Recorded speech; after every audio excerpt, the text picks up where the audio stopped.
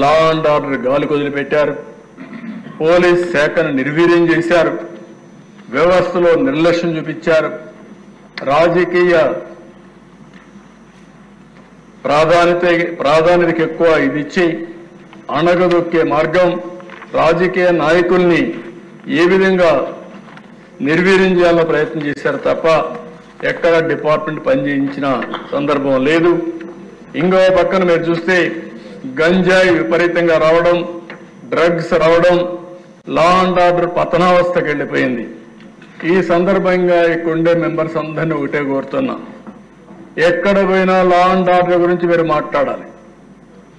ఆడబిడ్డల అత్యాచారం చాలా నీచం, చాలా బాధేస్తుంది.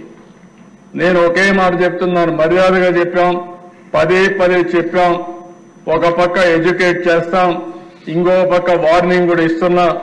ఎవరైతే ఆడబిడ్డల జోలికి వస్తారో కబద్దార్ జాగ్రత్తగా ఉండి ఏం చేయబోతామో చేసి చూపిస్తాం.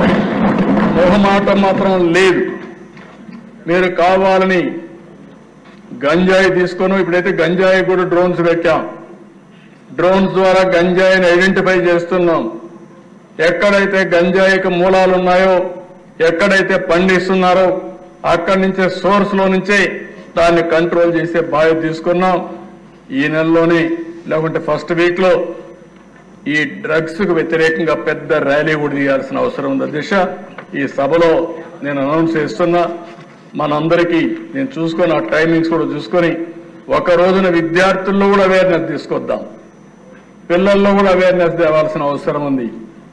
పేరెంట్స్ కూడా విజ్ఞప్తి చేస్తున్నాను అధ్యక్ష, పిల్లలతో మాట్లాడండి, ఎడ్యుకేట్ చేయండి. కొంతమంది చూస్తే ఏంటి అధ్యక్ష, 16 సంవత్సరాలు 18 సంవత్సరాలు, ఒక పక్క చూస్తే భవిష్యత్తుకు ముందుకు పోతున్నారు. ఈరోజు పేపర్లో నేను చూస్తే 3,10,000 మంది అమెరికాకు చదువుకోవడానికి వెళ్తున్నారు. అందులో అధ్యక్ష 56% ఆంధ్రప్రదేశ్ తెలంగాణ తెలుగు వారు వెళ్తున్నారు. దేశమంతా 46% అయితే 54%, 56% మన వాళ్ళు వెళ్లే పరిస్థితికి వచ్చారు. అంటే ప్రపంచం మొత్తం నాలెడ్జ్ ఎకానమీలో రాణిస్తున్నారు. కొంతమంది పనికిరాని పిల్లలు, ఆ పిల్లలు కూడా తప్పు కాదు, మనం కూడా తయారు చేయాలి, మాట్లాడాలి. వాళ్ళ విషయాలు ఎప్పటికప్పుడు మాట్లాడి వాళ్ళను కూడా సమాయత్తం చేయాల్సిన బాధ్యత, మెంటల్ గా ప్రిపేర్ చేయాల్సిన బాధ్యత ఉంది.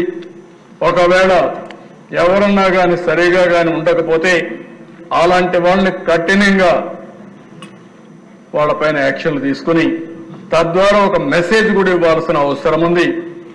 ఎవరైతే కరుడుగట్టిన నేరస్తులు కూడా హెచ్చరిక చేస్తున్నా, అలాంటి నేరస్తులు ఉండవలసిన ప్లేస్ ఆంధ్రప్రదేశ్ రాష్ట్రం కాదు, అది గుర్తుపెట్టుకోండి.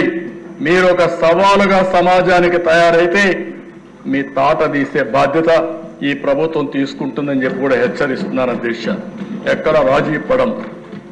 ఇంకో పక్కన అధ్యక్ష, ఫింగర్ ప్రింట్ వ్యవస్థకు డబ్బులు ఇవ్వలేకపోయాను. ఈరోజు 120 కోట్లు ఇచ్చాం, వెహికల్స్ డబ్బులు ఇచ్చాం, కొత్త వెహికల్స్ అని పెడుతున్నాం, టెక్నాలజీ ప్రాధాన్యత ఇస్తున్నాం.